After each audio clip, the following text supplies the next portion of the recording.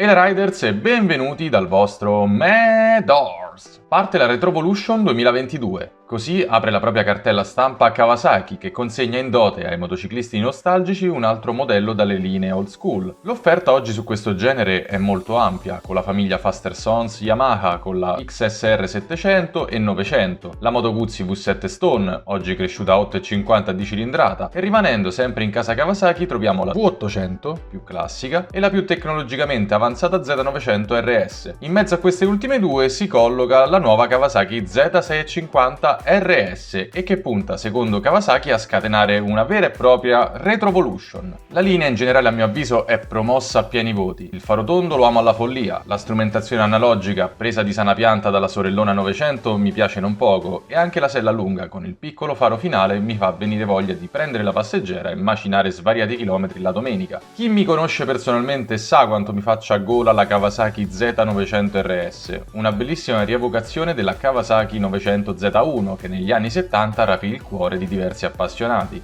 In questa nuova edizione il colpo d'occhio è straordinario, complice le finiture curatissime, le cromature e le colorazioni accuratamente verniciate con i colori che resero famosi i vari modelli degli anni 70. E se a tutti questi elementi aggiungiamo un motorone 4 cilindri esuberante e corposo, con un marcato effetto on-off atipico per un motore plurifrazionato moderno, che appena acceso sale di giri come se avesse l'aria dei carburatori tirata, beh, Kawasaki, il mio cuore lo hai saputo rapire proprio bene. Ma su questa Z650 RS ci sono determinati elementi che non riescono ad andarmi veramente giù, ma andiamo per ordine. Partiamo dal motore, dove ritroviamo il collaudato bicilindrico fronte marcia già utilizzato su Z650 e Ninja 650, in grado di erogare 68 cavalli a 8000 giri e una coppia massima di 64 Nm a 6700 giri. Per il contenimento dei costi comprendo l'utilizzo della stessa base tecnica presente già sulla esistente gamma 650. Mi sarebbe piaciuto però su questo motore, così come invece sono presenti sulla Z900 RS, vedere delle lamelle di raffreddamento,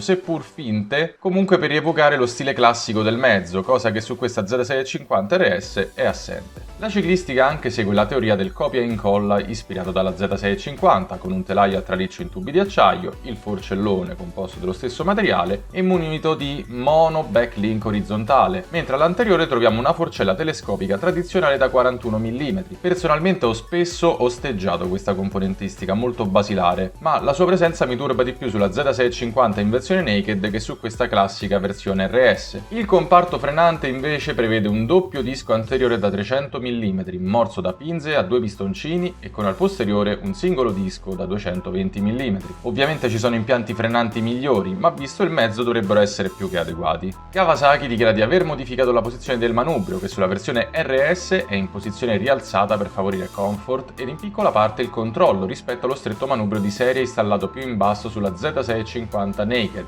e se a questo uniamo un serbatoio più piccolo da 12 litri otteniamo un minore ingombro e un peso in ordine di marcia di 187 kg, uno in meno rispetto alla Z650. Mi piace soprattutto l'idea del cerchio in lega con un effetto simil cerchi a raggi, volta però a contenere il prezzo per avere comunque la possibilità di utilizzare un pneumatico tubeless ma con uno stile più classico. Ma l'aspetto che più detesto di questa moto è lo scarico, che se sulla Z900 RS è davvero un prodotto ben riuscito, su questa Z650 RS si vede proprio tanto che è rimestato dalla sorella Naked. Questo contiene i costi ma al tempo stesso interrompe il ritorno al passato con il catalizzatore basso attaccato al terminale. Personalmente avrei preferito un filo di impegno in più, ma è vero che spesso il terminale viene sostituito con un aftermarket, anche se ammetto che sulla Z900 RS terrei originale ogni singola vite. Su questo modello il terminale o addirittura lo scarico completo sarebbe una delle prime modifiche che andrei ad apportare. Brava comunque Kawasaki a giocare con i sentimenti e anche in questo caso a rievocare le colorazioni iconiche della Z650 B1 4 cilindri del 1977, che a mio avviso nella versione Candy Emerald Green di questa nuova Z650 RS rende veramente tanto, complici anche i cerchi dorati. Ormai le case e il marketing hanno ben compreso che fare leva sui ricordi e la nostalgia dei motociclisti più attempati è una tattica vincente. Vuoi che il ricambio generazionale non sia stato così forte come in passato, vuoi che le moto nuove diventino ogni giorno che passa sempre più costose, ma se ci facciamo caso sono tantissime le case che rievocano stili o addirittura modelli del passato. Anche io, lavorando in concessionaria, devo ammettere che l'indice di età di chi acquista comunque una moto è parecchio elevato. Purtroppo i giovanissimi o non hanno i mezzi o non hanno la voglia, ma acquistano sempre sempre meno moto, quindi campanellino d'allarme. E parlando proprio di prezzo, anche sulla Z650 RS sarà comunque un elemento fondamentale, che per ora però non ci viene rivelato dalla casa di Akashi, ma bisogna considerare che sulla Z650 si attesta tra i 7090 e i 7190 FC, dipende dalla colorazione, mentre la Z900 RS ha un prezzo ben più elevato che oscilla tra gli 11.990 e i 12.290